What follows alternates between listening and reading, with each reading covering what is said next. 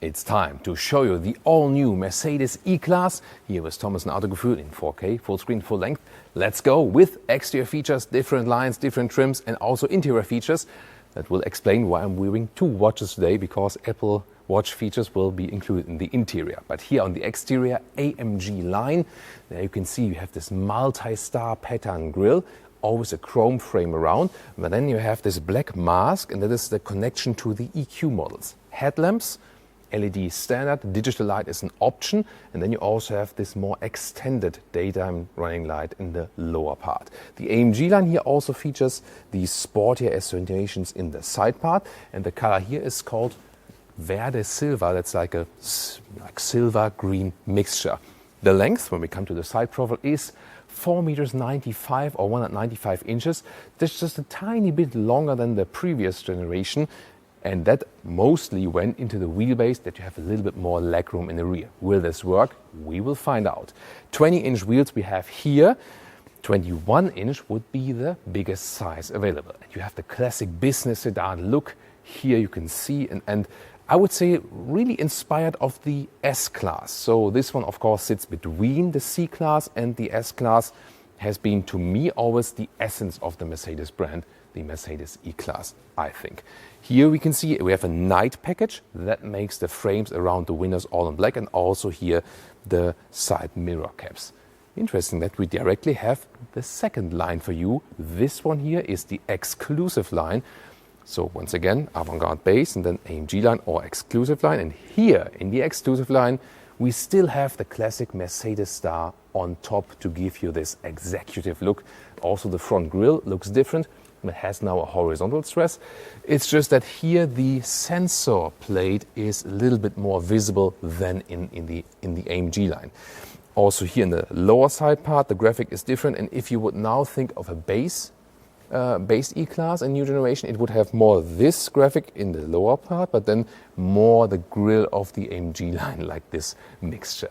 And a special new optional feature here, the illuminated front grille, available for all different grille versions. You can see it goes all the way around on the inside.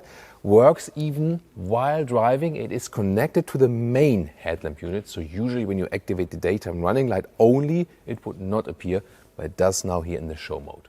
Here in the AMG line front grille, I think somehow fits a little bit better to the AMG line, doesn't it? Here in the side profile of the exclusive line, we see the standard chrome frames, and I think it just fits the vehicle better, doesn't it?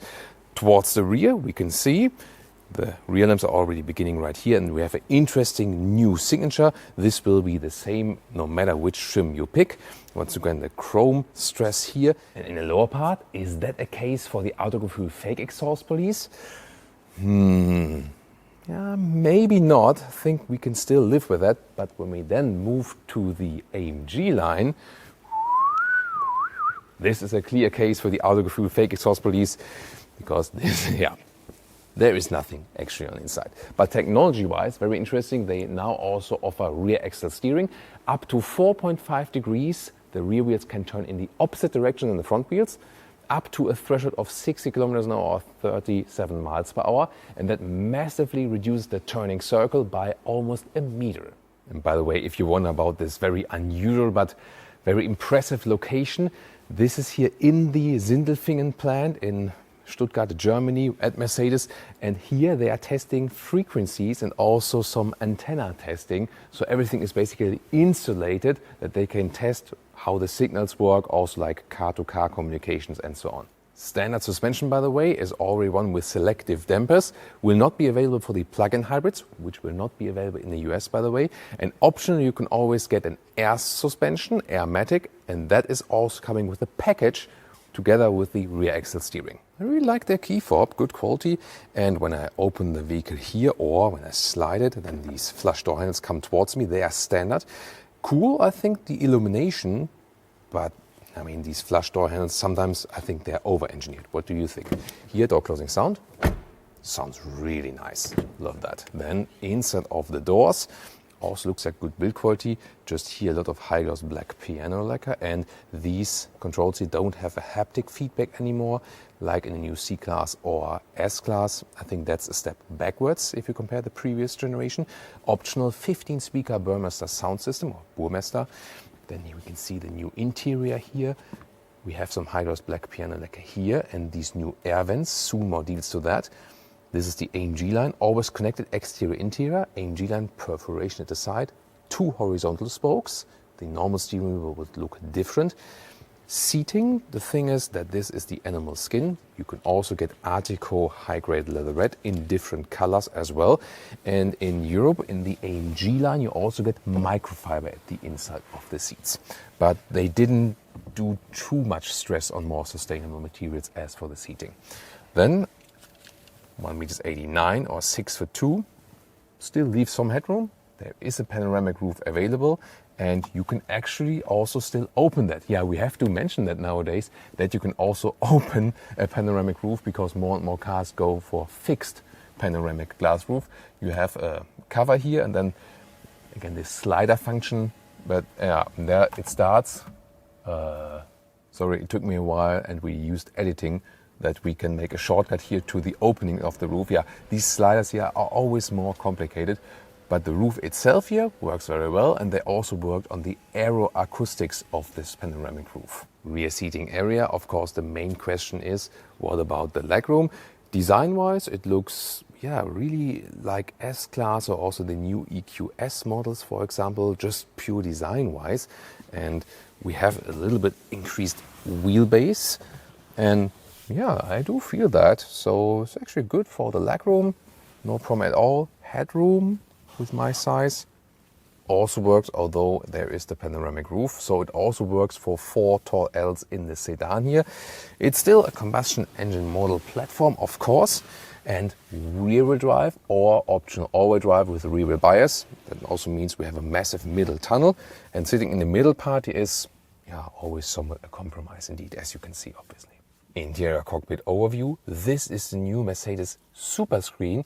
You remember the Hyperscreen that was bigger. Here a 14.4-inch central screen, and then it is a Superscreen when you also have the passenger screen. A base setup would look the same size here, but then would have the decor element here in the same style as this lower decor element, which is, by the way, either here this, you know, more modern carbon fiber tech look alike, or standard would be a matte wood. I love how they integrate the ambient lighting here around. That's what they can really do. Digital instruments. What you cannot see is the 3-dimensional effect that is an option. You can see that something is changing here on camera, but in, you know, with your real eyes, you can see that here now you have like a depth in the field of view. That's kind of cool. And what you can also do is change the styles. Here more to a classic view.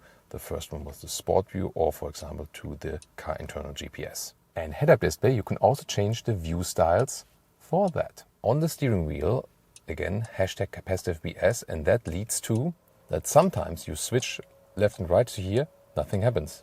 Or when you correctly hit it, sometimes it works, but then it also happened to me that I swept right, but then suddenly landed in this lower menu again. You know, here, now it works, but there are so many situations where it doesn't work. Wait a minute, who's spying on us now? Well, you get this new menu structure, more visible actually. In apps, you find the camera, which is a selfie camera. Hey guys, what's up? And you can also use this one here for video conference calls, for example. And now the solution to the riddle, why I'm wearing the Apple Watch here. It can now receive the Apple Watch data via the smartphone then, and showing, yeah, this is a quite high heart rate for me for stationary stuff because it's really hot in the studio here. This can also lead to some programs that the car suggests, hey, take a break, or I introduce a special AC program and so on. And talking about the AC, there is a special new function, digital vent control. And by that you can automatically adjust the air vents. Do you see that, Michelle? Here, how they automatically adjust. But the cool thing is, you can still operate them manually. That is possible without breaking it. So they intentionally went for that. Yeah. Is it a useful feature? Do we need that? Tell me in the comments. You see, the emphasis of the new E-Class is tech gadgets. And two more I have for you. The first one is here, the routines. This is where you can actually set like an automation in the screen. For example, if climate is below 10 degrees Celsius, or maybe like below, I don't know, 60, 50 Fahrenheit, whatever, then action seat heating. That would be with steering wheel heating. This would be one routine you could set. I activated some music now, and there you can see the new function. Of course, you can also turn it off. The active ambient lighting. And when there's some bass in the music, for example, you see here, but it works also with radio, you can see how the ambient lighting is dancing. Michelle earlier was suggesting, like, is that broken? No, it's a feature. It's not broken.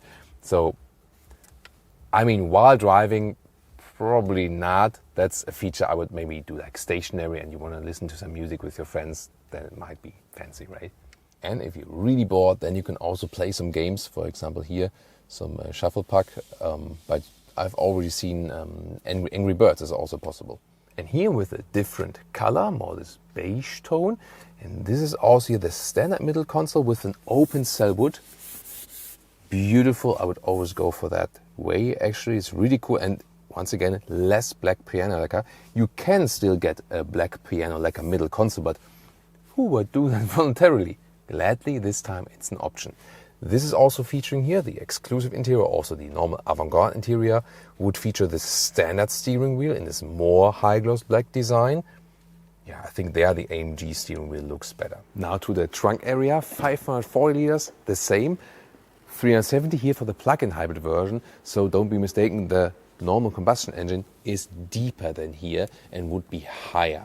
So the plug-in hybrid here you see is limited in height.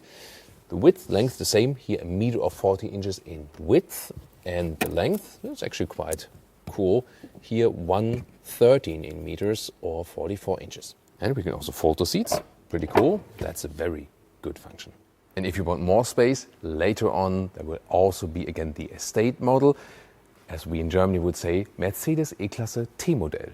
Listen and repeat. Mercedes E-Klasse T-Modell. Mercedes E-Klasse Estate.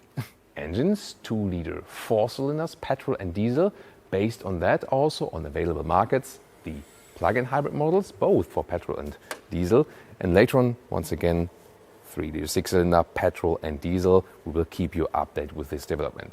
On the plug-in hybrid side, by the way, quite large battery, 25 kilowatt hours net, and this will give you an electric range of around 100 kilometers or 60 miles in good conditions. But the US market, once again, does not get the plug-in hybrids.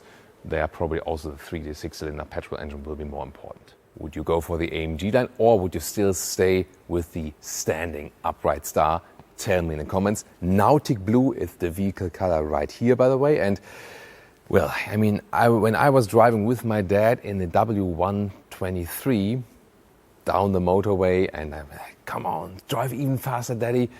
Wow, that was an amazing experience, and this was a predecessor of the E-Klasse. And at that point, as a kid, I would have never imagined that at one day I sit in an E-Klasse playing Angry Birds on the infotainment system and listening to a pumping ambient lighting sound. That's how life goes. Well, yeah, full of tech, definitely. Do you like it? Tell me in the comments the features you love or maybe you hate.